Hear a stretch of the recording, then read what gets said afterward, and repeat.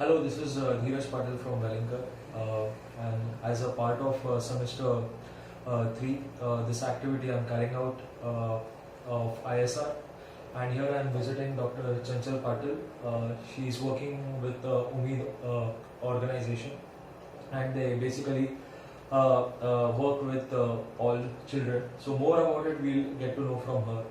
So basically, doctor, what all, how are the kids over here and who all comes over here? So, Umeed Child Development Center is a not-for-profit organization which was started in 2001 by a developmental pediatrician named Vibha Krishnamurthy. She is one of the leading developmental pediatricians in India. So this organization was started for the whole purpose of helping the kids with disability. Right now, the organization caters to all kids with developmental disabilities, and we see kids from 0 to 12 years. Okay. We have extended our mission to not only helping the kids with disability but also promoting child developmental and health. Okay. So that's how we are working in these two spheres. So basically, what we understand is this starts very early. Yeah, So, it starts very early. so how do you understand? I mean, basically a common person like me doesn't understand. How does it? Someone comes and just understands.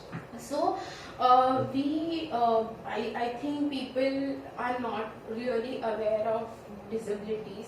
What we only hear about disabilities is people who are handicapped, but that is not true. So, that is what we just see in terms of physical disability. But there are also developmental disabilities. And what do I mean by developmental disability is when a child develops, probably, and that the development starts when the child is in the womb.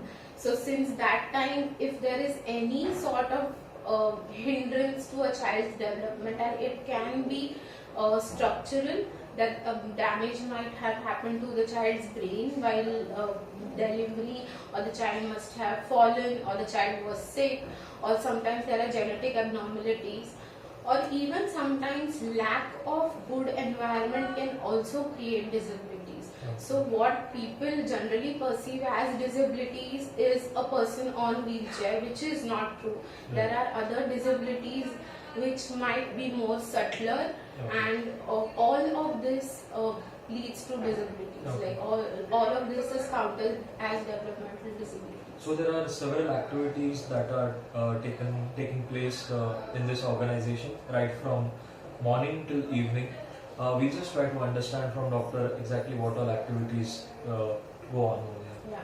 So Umeed started as a staff of I think 5 people, and now it has grown to up to like 80 people. Okay. And Umeed consists of different teams, so different professionals work. So to tell you more about it, if I can tell you how it goes when a child comes. So if there is an inquiry from a parent that I think my child is not growing according to his age, and that I would like to seek support. So our front desk team takes the call, understands what the child's or the family's questions are. Then there is a social work team, which is generally a liaison between the professionals and the family.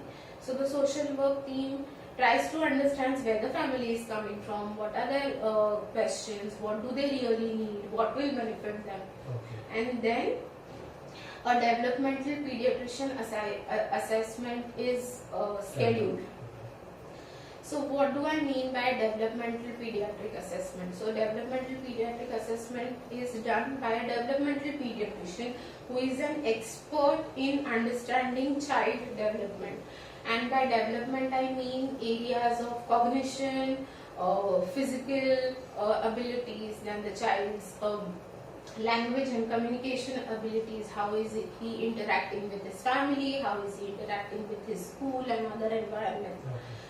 So developmental pediatrician understands and maps according to the assessments, just as we would have assessment by a pediatrician whether the child has fever or not. Okay. So a developmental pediatrician is trained in using those scales as well as good understanding of child's developmental history helps him to come to a diagnosis ki okay, this child is lagging in cognitive development, or this child is maybe not able to speak until now, that means something is wrong.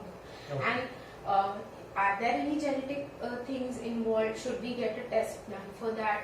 Are there any chromosomal abnormalities?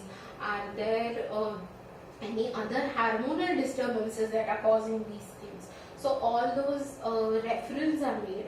Okay. Also, in addition to that, a pediatrician also sees that whether this child will now benefit from occupational therapy or autism services or counseling. So these are the other teams that are involved. Okay.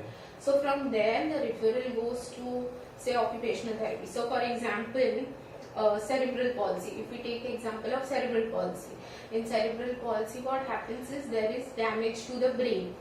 What happens when there is damage to the brain? That brain controls all the parts of our body. Right. Depending on what part of the brain is affected, you will see those abnormalities. So some kids have both hands which are not working, Okay. or both legs which are not working, or all four limbs that are not working. Now you see this child, how will his life be affected? He might have difficulty in walking, he might have difficulty in doing things for himself, like eating, dressing, or going for a bath, or his social life will Normal also be activities. affected. Normal activities are also. Yeah. So Okay. we call that as activities of daily living. Okay. So those are affected. Social life is affected big time, because then inclusion is something which our society is not very